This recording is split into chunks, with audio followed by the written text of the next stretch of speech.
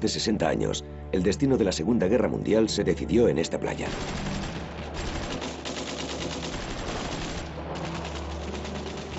Fue la mayor invasión anfibia que se había intentado.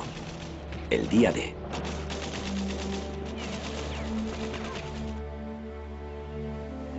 Esta es la Plage d'Ors, en Normandía, pero desde el 6 de junio de 1944 se la conoce solo por su nombre en clave, Playa Omaha.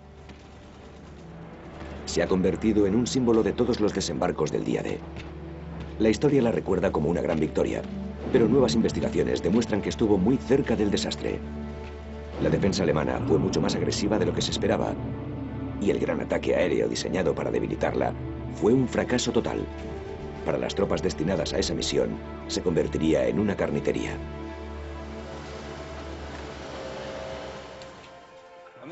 Este túnel de munición y ese estaban llenos de estanterías de municiones. En retrospectiva, las bajas de la playa de Omaha fueron mucho más elevadas de lo que los historiadores habían creído. Cada uno de estos puntos negros es un soldado estadounidense muerto. En cuestión de horas, 2000 hombres morirían. Los soldados estadounidenses caían en la playa como espigas de trigo ante una hoz. ¿Qué ocurrió realmente en la playa de Omaha en junio de 1944? ¿Cómo fue para los hombres que tuvieron que luchar para llegar a la costa? ¿Y cómo consiguieron hacerlo cuando tantas cosas salieron mal? El fuego de las ametralladoras hacía ta sobre el agua. Las ametralladoras me dieron en el brazo 2 veces y casi me lo arrancaron. Sí, había un montón de muertos. No había radio ni comunicaciones. No había nada. Absolutamente nada. Las últimas investigaciones revelan un sorprendente punto de inflexión en una batalla que creíamos conocer. Un pequeño grupo de hombres que acabaron en el lugar equivocado en el momento correcto y ayudaron a convertir el desastre en victoria. Esta es la historia completa y verdadera de la sangrienta Omaha.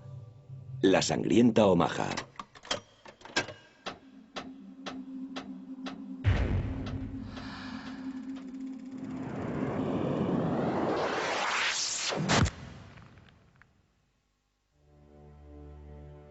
Poco después de que los Estados Unidos entraran en la Segunda Guerra Mundial, los aliados estuvieron de acuerdo en que para vencer a los nazis se necesitaba una gran invasión de la Francia ocupada. Los planes iniciales para el día D se empezaron a trazar en marzo de 1943 y recibieron el nombre en clave de Operación Overlord. Iba a ser una misión conjunta de británicos, estadounidenses y canadienses y la mayor invasión anfibia que se había intentado. La invasión se basaría en la sorpresa y en una potencia de fuego devastadora. Gran parte de esa potencia la aportaría América del Norte.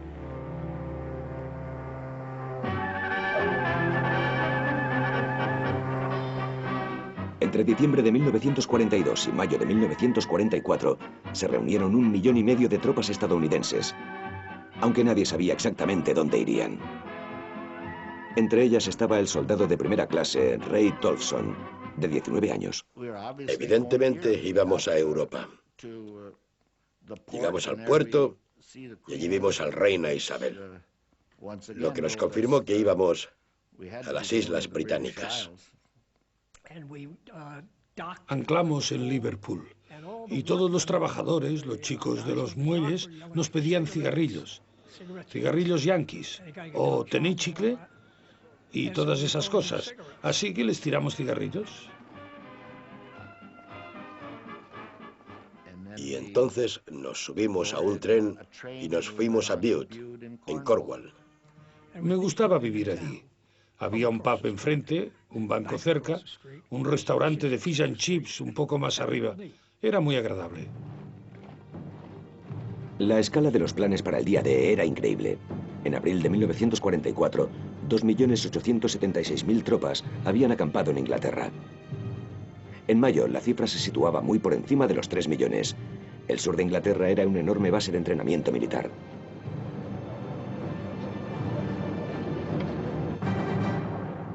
La invasión del día D se recuerda como una de las victorias más importantes de la Segunda Guerra Mundial. Pero cuanto más profundamente investigan los historiadores lo que ocurrió de verdad ese día tan señalado, más claro queda que el asalto de la playa Omaha estuvo muy cerca de convertirse en un desastre que podría haber puesto en peligro el éxito del propio día D. El historiador Simon True es profesor en la Real Academia Militar de Sandhurst y es un experto en el día D. Intenta descubrir cómo un potencial fracaso se convirtió en una victoria. La invasión aliada de Normandía debía tener lugar en un amplio frente, a lo largo de la costa de Calvados, en la parte inferior de la península de Cotentin. Es una longitud total de unos 80 kilómetros. El plan era ambicioso. Los aliados desembarcarían 130.000 hombres en 5 playas de asalto diferentes. Los británicos querían usar el elemento sorpresa. Los estrategas estadounidenses querían tiempo para un bombardeo aéreo. La invasión de Normandía fue un riesgo, un peligro. Toda ella fue un plan muy peligroso.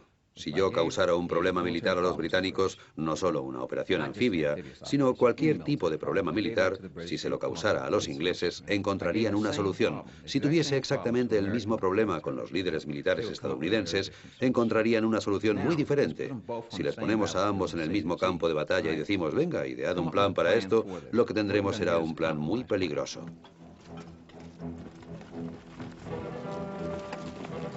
En toda Gran Bretaña, las tropas del día D entraron en duros campos de entrenamiento para mejorar su forma física.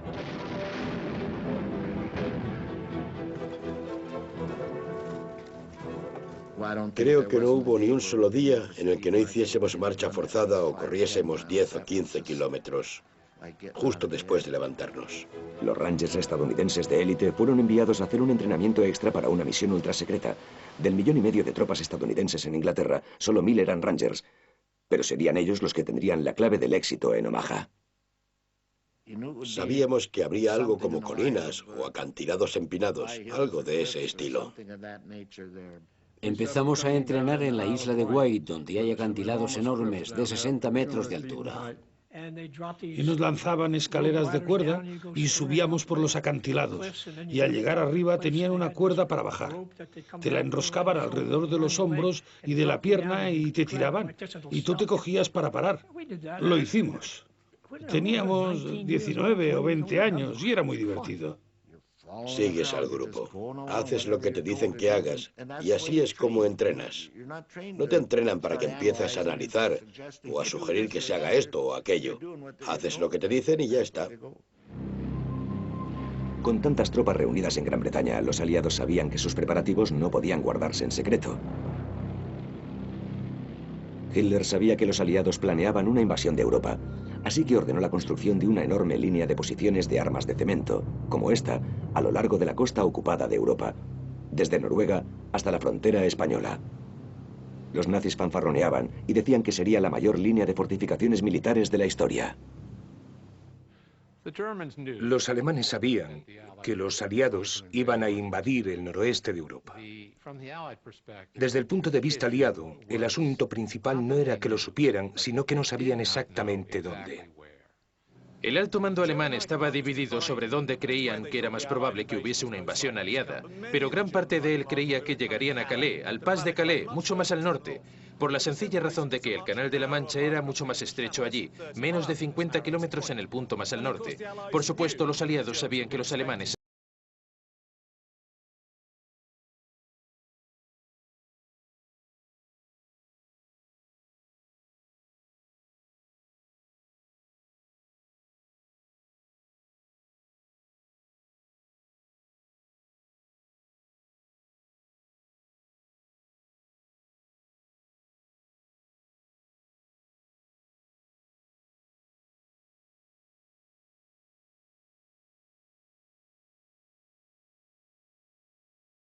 de tela junto a la costa.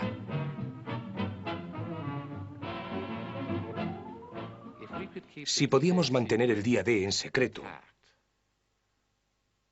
los alemanes no podían centrar su defensa en el punto de ataque, y ese era el principio fundamental del día D.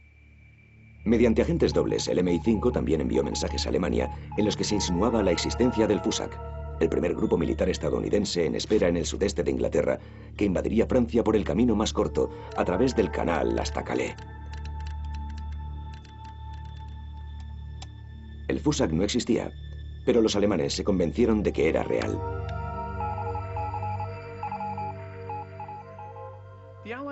El engaño aliado funcionó muy bien. El alto mando alemán continuó pensando, incluso tras los desembarcos del día D, que los aliados iban a atacar en algún otro sitio. El engaño fue tan completo que se convencieron de que los desembarcos de Normandía, los desembarcos del día D, eran una maniobra de distracción, que eran solo un primer paso y que el desembarco principal tendría lugar más tarde en otro lugar. El engaño fue excelente. Pero si el engaño fue tan bueno, ¿por qué la invasión de Normandía terminó siendo tan sangrienta? Prácticamente un desastre. ¿Y por qué hubo más bajas en la playa Omaha que en todas las demás playas juntas? Mientras los aliados seguían con sus preparativos para atacar la costa de Normandía, mucho menos evidente y mucho peor defendida, lo que no sabían era que eso estaba a punto de cambiar. Sería un cambio que tendría consecuencias desastrosas para las tropas que desembarcarían en la playa de Omaha. Hicieron un estudio de toda la costa de Francia y seleccionaron Normandía para su invasión. Pero hay que recordar que tomaron esa decisión en 1943, a finales de 1943. Y a finales de 1943, en diciembre de 1943, un tipo llamado Hitler puso a un tipo llamado Rommel al mando del frente occidental. Estaba a cargo de la defensa de Francia. El mariscal de campo, Erwin Rommel, apodado Zorro del Desierto, había luchado contra los británicos en África hasta llegar a un punto muerto en 1941. Después convertiría las playas de Normandía en una carnicería. En febrero de 1944, Rommel llegó a un sector del frente que nosotros llamaríamos más tarde Playa Omaha. Subió a los barrancos que dominaban la Playa Omaha y dijo: aquí es donde se decidirá el destino de Europa. Y en ese momento decidió reforzar mucho la playa de Omaha. Cambió el concepto de la defensa. Empezó a poner cemento por todas partes. Hizo búnkeres, colocó obstáculos, alambradas, campos de minas y todas esas cosas. Así que cuando se tomó la decisión de atacar Normandía, esa zona no estaba tan bien defendida como un año después. Toda la zona de la playa Omaha estaba entonces cubierta de fortificaciones alemanas, muchas de ellas escondidas bajo tierra. Después de la guerra, muchas de estas defensas se destruyeron, pero siguen escondiendo pistas para desentrañar el misterio de ese famoso día. A pocos kilómetros al oeste de la playa de Omaha, acaba de aparecer una de ellas. El entusiasta militar Gary Stern ha hecho un descubrimiento increíble: una enorme batería de armas alemana cerca del pueblo de Grand Camp, Macy. Enterrada desde el final de la guerra, su aparición, más de 60 años después, ha ocupado los titulares de los medios de comunicación. Para que se hagan una idea del tamaño de las armas de las que estamos hablando, aquí hemos encontrado proyectiles de 155 milímetros. Este no ha estallado, así que lo meteremos en un agujero enorme para siempre, pero es uno de los que encontramos aquí.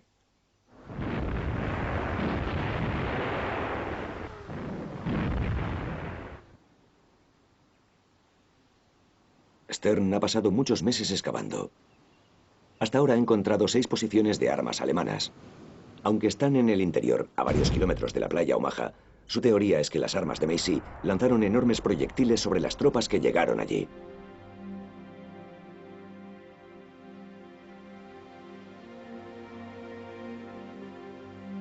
Uno de los problemas al que se enfrentan los historiadores es que siguen sin saber exactamente cómo eran las defensas alemanas. Los alemanes también sufrieron muchas bajas, y gran parte de sus informes oficiales quedaron destruidos en la guerra. El historiador Simon True está impaciente por investigar si estas baterías descubiertas en Macy pueden ayudar a arrojar algo de luz sobre las causas de la gran cantidad de muertos que hubo en la playa Omaha. ¿Estas trincheras son las trincheras originales? Estamos siguiendo la línea. Su investigación revela que gran parte del trabajo realizado en la batería de Macy tuvo lugar entre la época de la planificación del día D en 1943 y la invasión en 1944. Este es uno de los soportes para armas de 155 milímetros que hemos encontrado. Estaba enterrado a 1 metro bajo tierra y todo a su alrededor también. Así puede hacerse una idea de cuál era la altura. Por encima del nivel del cemento. Sí, por encima. Bueno, limpiamos esto ayer. Sí. Pero si sacamos otros 30 centímetros de tierra y miramos la distancia que habría cubierto por aquí, todo esto estaría enterrado. Las armas son grandes. La verdad es que eran armas grandes con un alcance estimado por los informes de inteligencia posteriores a la batalla de unos 12.000 metros. ¿A qué distancia está la playa de Omaha? Creo que está a unos 11 o 12 kilómetros, así que ¿Podrían ser estas armas la razón por la que tanta gente murió en la playa Omaha, como cree Gary? El descubrimiento de la batería de Macy ofrece una nueva oportunidad para descubrir lo fuertes que eran las defensas alemanas en esta parte de la costa de Normandía. Los aliados sabían que aquí había grandes cañones de artillería, pero Gary también ha descubierto muchos edificios subterráneos. Esto es un túnel de munición. A la izquierda hay dos salas grandes que debían contener los explosivos. Las cargas. Las cargas. Y debían estar aquí acumuladas, con estanterías llenas de municiones. Bien, así que este es el centro de mando de toda la batería de Macy, ¿verdad? Aquí se organizaba todo lo que ocurría. Bien. Gary cree que aquí había hasta 400 soldados alemanes. Y también ha desenterrado edificios para el personal, oficinas, un puesto médico y 3 kilómetros de trincheras en una zona de medio kilómetro cuadrado. Aquí, sobre los escalones de entrada que acabamos de bajar, hay una placa de acero y una puerta batiente sobre ella. Y aquí había una pequeña ametralladora que cubría toda esa zona. Así que un solo hombre podía mirar por unos prismáticos y dispararle a cualquiera que se acercara. La idea es que esto debía ser un bastión. Nadie debía poder atacarlo. Nadie podía entrar. Todo era de acero grueso. Estaba muy bien defendido y podían dispararle a la gente. Y hay solo 2 o 3 metros hasta la parte de arriba de la escalera. Exactamente, exactamente. Sí. Pero creo que al final la idea de Hitler era que cada hombre debía aguantar hasta la última bala. Sí. Así que a la izquierda tenemos una escotilla de escape que da al almacén de munición. Macy demuestra lo poderosas que se habían vuelto las fortificaciones de Normandía bajo el mando de Rommel, pero Simon cree que Macy no es el motivo por el que la playa de Omaha acabó siendo un sitio tan sangriento. Las armas eran potentes, pero probablemente no tenían el alcance necesario para atacar Omaha. El trabajo que hicieron las tropas de Rommel a finales de 1943 y principios de 1944 cambió totalmente las cosas. Las defensas de la Baja Normandía durante el día D fueron mucho más fuertes de lo que habían sido apenas unos meses antes. Y Macy es una buena demostración de cómo se había llevado a cabo ese trabajo, haciendo cosas mucho más robustas, mucho más duraderas, mucho más capaces de aguantar bombardeos aliados en particular, que era lo que había ocurrido apenas unos meses antes. Mientras se acercaba el día D, los hombres que se preparaban para la mayor operación militar de la historia del mundo fueron transportados hasta los puertos del sur de Inglaterra. Muchos de ellos seguían sin saber exactamente qué iban a hacer.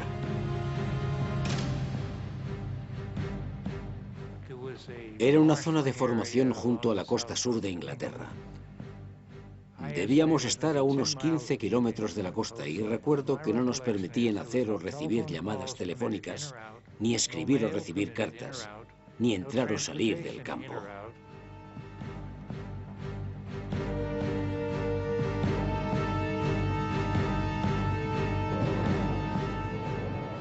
Sabíamos que íbamos a Francia, Holanda o algún sitio así. Volvíamos a lo que llamaban el segundo frente.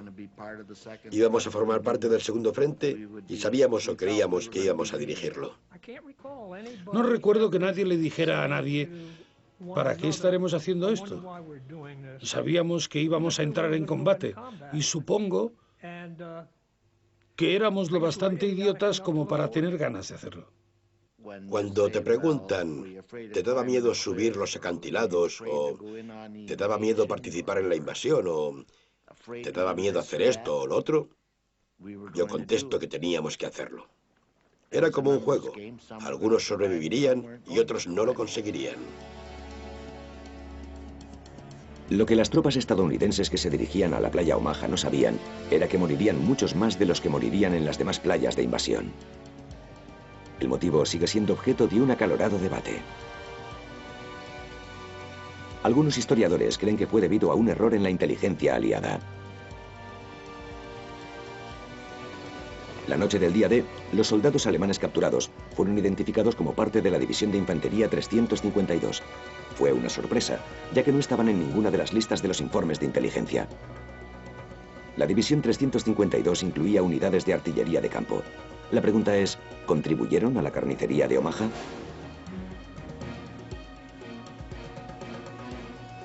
Este mapa alemán se capturó después del día D, pero hace poco que se ha descubierto en los archivos nacionales estadounidenses. Para algunos, contiene la clave de la gran cantidad de muertos. Uno de los motivos por los que hubo tantas bajas estadounidenses en la playa Omaha fue la presencia de mucha más artillería de la que esperaba el ejército estadounidense. Como no esperaban la presencia de la División de Infantería 352, tampoco esperaban la presencia de su artillería. La división tenía un regimiento entero de artilleros que tenía 30 toneladas de munición en la zona contigua a la playa. Zaloga cree que las unidades extra de artillería de campo incrementaron la potencia alemana y les permitieron lanzar proyectiles a cualquier parte de la playa Omaha, desde varios kilómetros hacia el interior. Todos estos pequeños cuadrados con nombres son un truco que usan los artilleros para dirigir el fuego rápidamente y con precisión. Cuando llegó el día D, todo lo que los observadores de los fuertes tenían que hacer era decir ese nombre y pedir: necesito 10 proyectiles, necesito 100 proyectiles en esta zona. Muy rápido, muy eficaz y muy mortal para las tropas estadounidenses de esa playa. Pero para Simon True, es la misma playa la que ayuda a explicar la gran cantidad de bajas entre las 34.000 tropas que desembarcaron en Omaha. Durante el día D había unos 600 alemanes en las defensas de la playa y debían tener unos 1.400 refuerzos, así que debían ser unos 2.000 hombres en total. Los alemanes eran relativamente débiles en cantidad de soldados, pero estaban muy bien armados y lo realmente importante es que tenían posiciones dominantes. Desde los barrancos de estos acantilados que dominan la playa Omaha, tenían un excelente campo de tiro, así que pudieron transformar esta zona en una carnicería.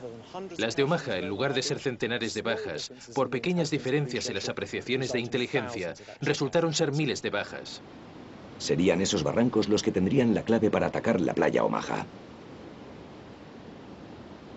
Al otro lado del canal, los soldados estadounidenses que desembarcarían aquí recibieron la orden de preparar sus cosas. No tenían manera de saber que al final del día D miles de ellos serían bajas. Creo que fue alrededor del 1 de junio. Todavía no sabíamos dónde iríamos. Pero nos subieron a unos camiones y recuerdo que le habían quitado las lonas a los camiones de 2,5 toneladas. Nos llevaron hasta un puerto que resultó ser Weymouth. Nos colocaron en lanchas de desembarcos y nos llevaron hasta un buque. Seguíamos sin saber dónde íbamos. Eisenhower ordenó que la flota de invasión de 7.000 barcos, 350.000 hombres y varios millones de proyectiles partiera. La planificación había acabado.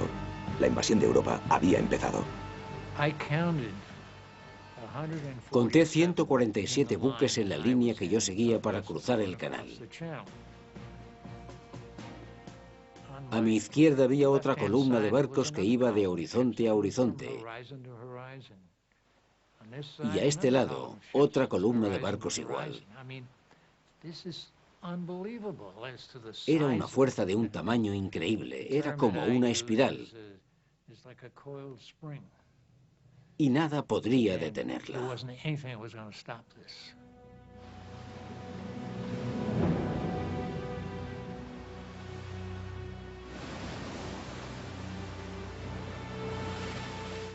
Había gente leyendo, que tenía cosas para leer y las leyó allí. Quizás otros estuvieran escribiendo cartas. Yo no estaba de humor para escribir cartas.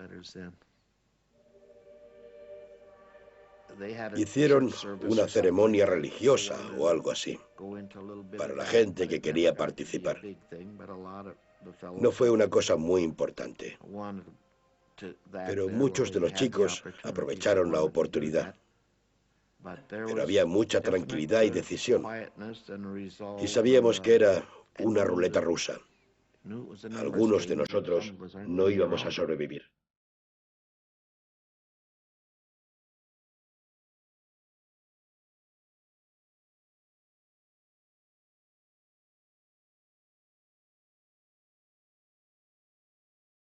Para conservar el elemento sorpresa, el plan era enviar una primera oleada de hombres a tierra poco después del amanecer. Pero el 6 de junio, el amanecer coincidió con la marea baja. Y eso supuso un problema adicional para las tropas de asalto. Desembarcar con cualquier marea que no sea alta te deja expuesto en la playa a lo largo de centenares de metros de arena. Y si llegas al final de la playa, ves una gran línea de barrancos de unos 30 metros de altura. Los alemanes tenían posiciones de defensa en los barrancos a lo largo de los 6.000 o 7.000 metros de costa. Además, la playa es curvada. Eso significa que el fuego de esta punta es un fuego a lo largo de la playa, no a lo ancho, disparado a un nivel bajo. Las balas recorrían una distancia muy larga hasta chocar con algo. Así que en el día D fue un lugar muy difícil de asaltar para los estadounidenses. Una vez en tierra, el éxito del plan de invasión dependería de sacar a las tropas de la playa lo más rápidamente posible. El plan de Rommel era mantenerlas allí. Durante las semanas anteriores al día D, se colocaron miles de obstáculos con bombas, vallas de metal y minas antitanque por toda la playa. Estaban diseñadas para hacer estallar las lanchas de desembarque y para detener a las tropas, creando una carnicería sobre la arena. La mayoría de bajas, la mayoría de muertes, tuvieron lugar en la playa, y allí fue donde todo ocurrió. Teníamos que salir de allí lo antes posible. Dijeron, todos los Rangers a vuestros puestos, y debían de ser las 4 de la mañana. Así que recogimos nuestras cosas y fuimos a los lugares que nos habían asignado para subir a una lancha de desembarque específica.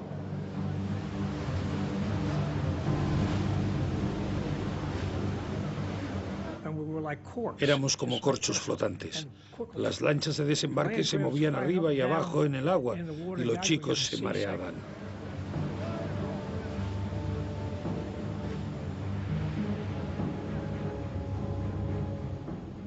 Nos entraba agua por arriba y teníamos cogidos nuestros cascos y todo lo demás.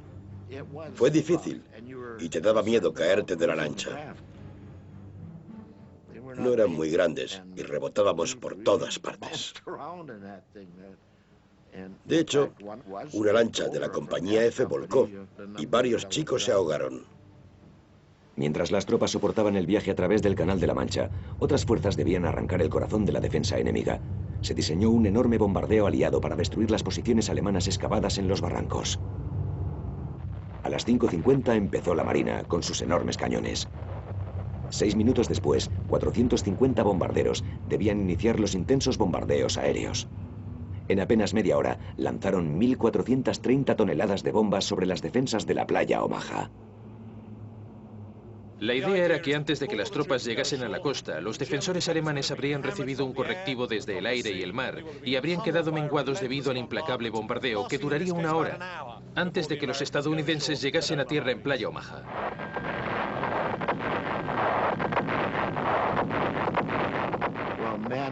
Cuando lo veías, era como si hubiera fuegos artificiales. Los grandes buques de guerra y los cruceros y los lanzacohetes. Parecía que podían atacar 12 al mismo tiempo y saltaban cosas por el aire. Y te parecía que iba a ser facilísimo. El bombardeo aéreo de la playa Omaha era totalmente imprescindible para el plan. Para explicarlo de un modo sencillo, la cantidad de bombas que cayeron del cielo sobre los defensores alemanes se creía que sería tan intensa que nadie podría sobrevivir y los pocos que lo consiguieran estarían demasiado sorprendidos para poder defenderse. Y sobre las 5 de la mañana oímos el rugido de los bombarderos. Los B-24. Toneladas y toneladas de proyectiles. Pensamos que les iban a dar una paliza. La cantidad de aviones era impresionante. No te puedes imaginar que haya tan cantidad de aviones en el mundo en el mismo lugar. Parecía que fueran ala con ala. El bombardeo aéreo iba a ser el mayor jamás intentado, pero su éxito dependía de una cosa: su precisión. Estados Unidos tenía una doctrina que se llamaba bombardeo de precisión. Les gustaban los bombardeos de precisión y fanfarroneaban de ser capaces de lanzar una bomba sobre un barril desde 6.000 metros. Ni se acercaban a tanta precisión, era imposible. La mañana de la invasión, la costa de Normandía era una bola de fuego. De horizonte a horizonte, solo se veía fuego. Era constante y eran los bombardeos que se estaban realizando. Nada podría haber sobrevivido a eso. O al menos eso fue lo que creímos. Cuando nos acercamos a la costa vimos que no era cierto, pero ya no podíamos dar marcha atrás. Los estadounidenses necesitaban luz del sol para hacer sus bombardeos de precisión. Solo les dieron 30 minutos, en realidad menos, para bombardear las playas. El único problema fue que fallaron.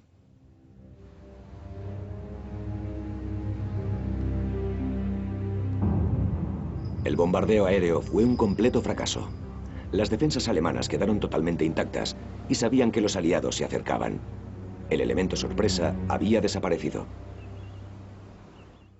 Nos dijeron que bombardearían la playa, que bombardearían los acantilados. A nosotros nos pareció que no lo habían hecho. No sé dónde lanzaron las bombas o qué fue lo que hicieron, pero cuando llegamos allí nos estaban esperando.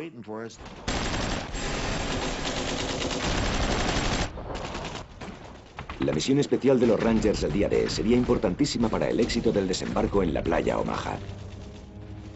Debían atacar una fortaleza alemana en lo alto de un acantilado llamada Pointe du Hoc. No fue lo que ocurrió allí lo que cambió la situación, sino lo que no ocurrió. Esa fue la clave de la victoria. El alto mando aliado creía que la misión en Pointe du Hoc era totalmente crítica para el éxito del día D. Si las armas de Pointe du Hoc seguían funcionando con su alcance, que era de unos 23.000 metros desde esta posición, existía el peligro de que pudiesen disparar, dañar o hundir los barcos aliados de la bahía del Sena.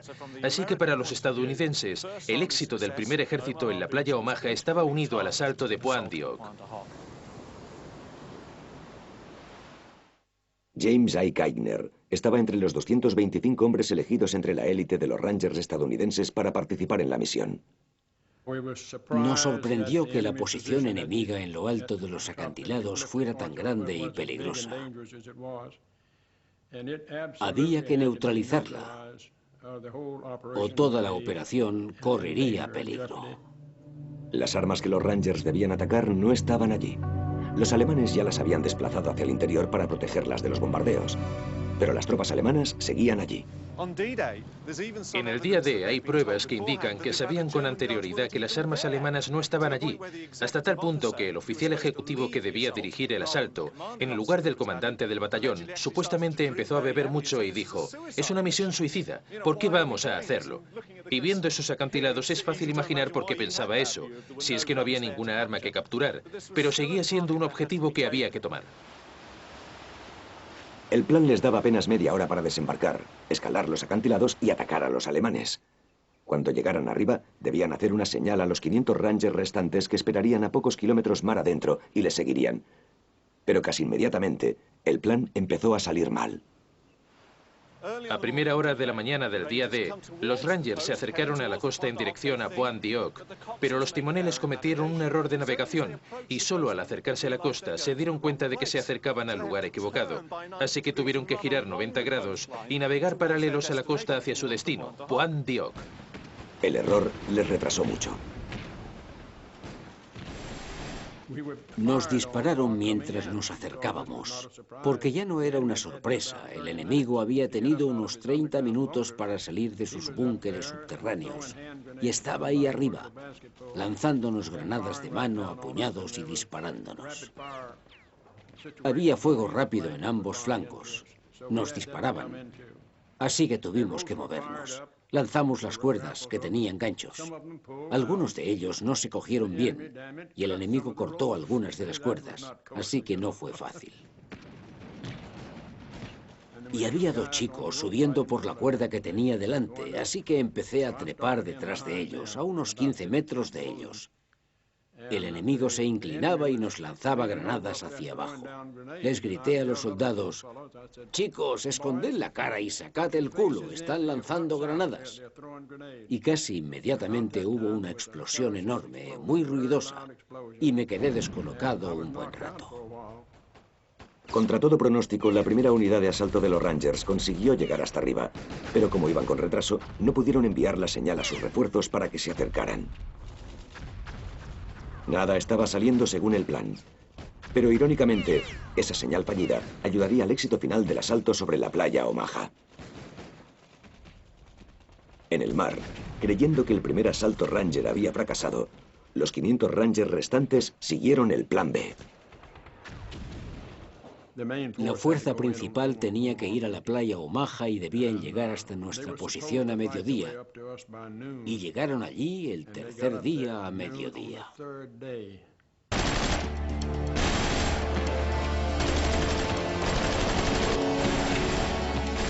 En la playa Omaha, las defensas alemanas estaban totalmente intactas. Los hombres que desembarcaron en la playa pagaban el precio del fracaso del bombardeo aéreo aliado. Podemos imaginar la sorpresa que se llevarían. En otras palabras, les dijeron que iban a ver la mayor demostración de potencia del mundo. Y cuando llegaron a la playa, estaban todos vivos. Las fuerzas enemigas estaban alerta y el día iba a ser muy sangriento. Fue un día sangriento. Cuando las primeras tropas estadounidenses llegaron a la playa Omaha, fueron recibidas por un muro de fuego de ametralladoras alemanas. Ante ellos tenían 300 metros de arena descubierta. Así que esa zona se convirtió en un matadero natural. Estaban en la playa totalmente expuestos al fuego enemigo. No había lugar donde esconderse, no había árboles ni trincheras, nada. Las tropas estaban ahí en campo abierto.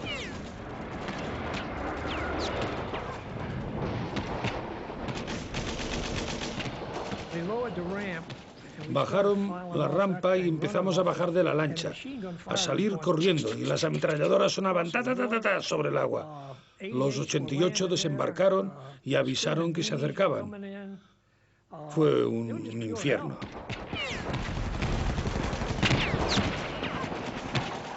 Nos llegaba el fuego directo tanto de las ametralladoras como de la artillería. Bajaron la rampa y a medida que los chicos iban bajando, iban cayendo.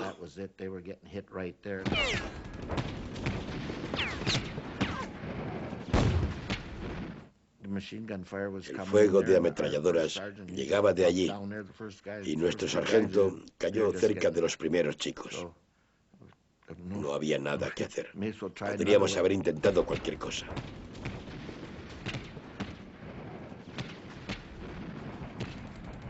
Yo estaba en el lado correcto y salté hacia un lado. Los chicos que tenía a mi alrededor saltaban a un lado de la lancha.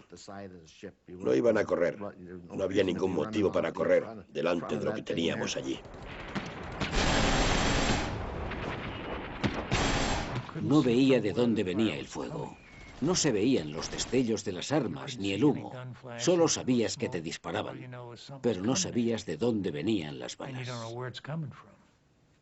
Lo que me asombraba era que no había cráteres de bombas. ¿Dónde estaban los cráteres de las bombas? No podíamos escondernos en ningún sitio. Solo había una masa de cuerpos por todas partes. Fue una masacre. Esta es una fotografía de reconocimiento aéreo tomada por un avión estadounidense que voló a lo largo de la playa Omaha de oeste a este sobre la hora de comer. La foto se sacó sobre las 12, pero lo que es realmente desgarrador es que todos estos puntos negros, todas estas pequeñas señales, son seres humanos. Lo que se ve aquí son los muertos y los heridos, y se nota la diferencia entre vivos y muertos. Aquí, por ejemplo, hay un pequeño grupo de hombres que probablemente habían conseguido llegar hasta el final de la playa y resguardarse en la relativa seguridad que ofrecían los acantilados. Vemos que están colocados perpendicularmente. Son heridos a los que han arrastrado para que quedasen a cubierto del fuego enemigo. Pero hay muchas manchas más extendidas junto a la marca del agua. Estos jóvenes están tumbados paralelos a la línea del agua. Han sido arrastrados con la marea. Cada uno de estos puntos negros es un soldado estadounidense muerto. En esta única foto de un pequeño sector de la playa Omaha hay más de 100 jóvenes estadounidenses muertos junto a la línea de agua. Y si pensamos que para conseguir un mosaico, una imagen completa de toda la playa Omaha, se necesitarían muchas fotos como esta, iguales que esta, tenemos una idea del sacrificio que hicieron los jóvenes estadounidenses para superar las defensas de la playa Omaha. Centenares y centenares por toda la playa Omaha.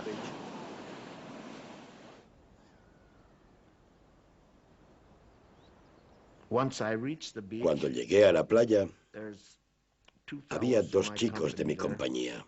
Jim Slade y Joe Daniels. Joe Daniels estaba lleno de agujeros y murmuró algo durante un rato, pero no duró mucho. Yo estaba allí cuando murió. Nunca había oído una ametralladora alemana antes de eso. Las estadounidenses hacen ta ta ta ta ta ta ta y las alemanas hacen prr, prr, prr, prr. Escupen balas muy rápidamente. Apenas una hora después de que empezaran los desembarcos en la playa Omaha, ya parecía que no había manera de que tuvieran éxito. Me dieron 2 veces con fuego de ametralladora en el brazo y casi me lo arrancaron. Eso me echó hacia atrás, hacia el agua. No sentía dolor, sino más bien como un latido. No sabía lo que era hasta que miré y tenía el brazo colgando y la sangre caía. Parecía que no aguantaría ni un momento, que me quedaría sin sangre. El asalto a Playa Omaha tuvo un precio muy alto. Los informes oficiales de la época cifran las pérdidas en unos 2000 muertos, heridos o desaparecidos. Más que todas las demás playas juntas. Pero tal fue la devastación y la carnicería el día D, que durante años nadie pudo averiguar la cantidad exacta de bajas. Solo ahora podemos saber lo sangriento que fue realmente el desembarco de Omaha. Joe Balkowski es el historiador de la 29ª División de Infantería del Ejército estadounidense. No se previó de ningún modo que hubiese tantas bajas como hubo durante el primer par de horas de la invasión. Desde las 6:30 de la mañana a las 9:30 del día D, los soldados estadounidenses caían en la playa como espigas de trigo ante una hoz. Joe ha estudiado centenares de documentos oficiales sobre el día D. Cree que la verdadera cifra de bajas en la playa Omaha es más del doble que la que se estimó inicialmente.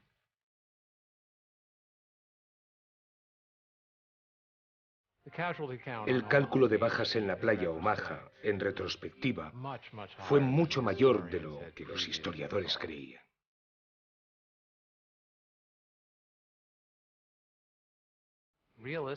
En realidad, hace apenas un par de años que los historiadores hemos podido calcular que la cifra real probablemente fuese el doble de lo que se creía. Entre 4.500 y 5.000 hombres fueron baja en Omaha en un periodo de 18 horas.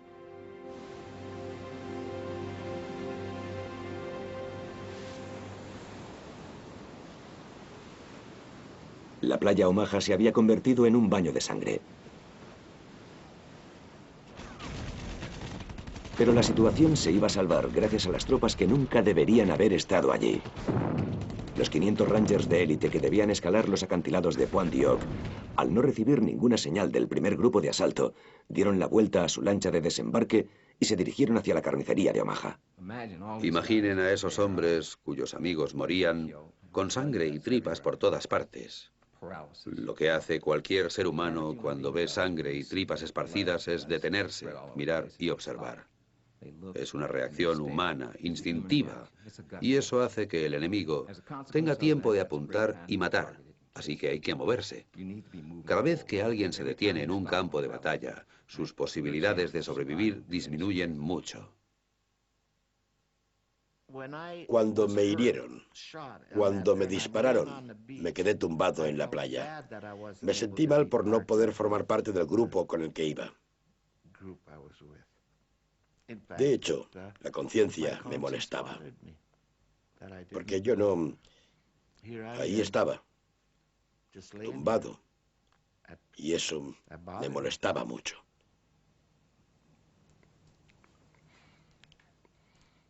No había contribuido con nada. Sí, había un montón de muertos, un montón de material, de vehículos destrozados. La playa estaba bloqueada, no nos podíamos mover. No había comunicaciones por radio, ninguna comunicación. No había nada. Así que estábamos en el lugar equivocado. No sabíamos por qué estábamos allí. Solo sabíamos cómo habíamos llegado y que no podíamos ir donde debíamos ir. Pero el milagro del asalto de la playa Omaha empezó en ese momento. El grupo desplazado de Rangers estadounidenses de élite de Pointe du Hoc había llegado a la playa en el sitio equivocado, pero en el momento preciso. Y la fuerza que aportaron ayudaría a convertir un potencial desastre en una victoria. Estos 500 hombres extra se unieron a los restos de otras unidades y lucharon hasta salir de la playa y escalar los barrancos para atacar las posiciones alemanas desde atrás. Más tarde descubrí que un general de la Infantería 116 de la 29 se acercó al coronel Snyder del 5º de Rangers y le dijo: estamos atrapados en esta playa. Tiene que sacar a los Rangers de la playa y llevarlos hasta esa colina. Hicieron circular el plan. Cuando esa alambrada estalle, pasaremos todos y subiremos esa colina. Todo el mundo debe quedarse en línea.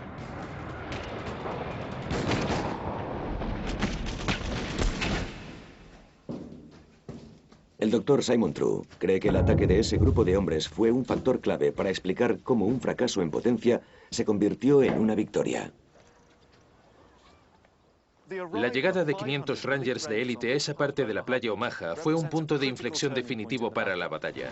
Subieron los barrancos, fueron hacia el interior, se hicieron con una posición defensiva contra posibles contraataques alemanes y superaron los flancos alemanes en los barrancos. Y lo hicieron unos hombres que deberían haber estado en Pointe du Hoc, varios kilómetros más al norte, y que habían desembarcado aquí porque su plan había salido mal. Ayudaron a cambiar el resultado de la batalla de la playa de Omaha. El peso que tuvieron en el día D en conjunto no se debe menospreciar. Lo que había estado a punto de convertirse en un desastre fue una victoria, pero muy sangrienta.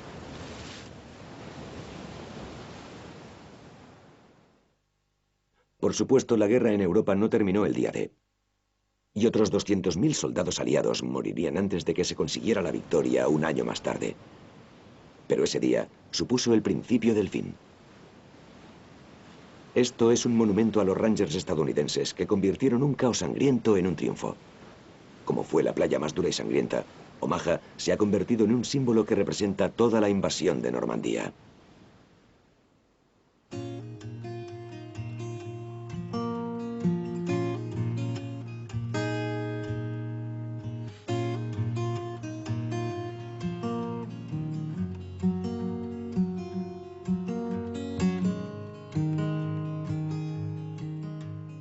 Se pueden leer los nombres.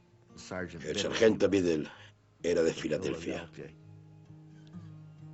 Daniels siempre se metía en líos. Siempre metía la pata.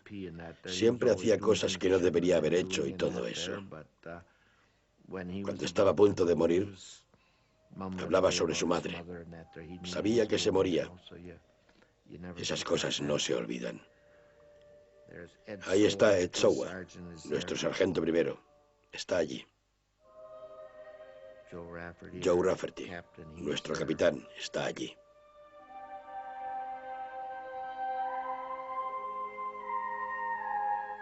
Cuando te preguntas cuál ha sido la cosa más impactante de tu vida, pues el día D fue lo más impactante para mí. No hay nada que se le parezca. Es increíble que 60 o 70 años después yo aún esté vivo. Después de esa guerra, no me importaría vivir otro día más.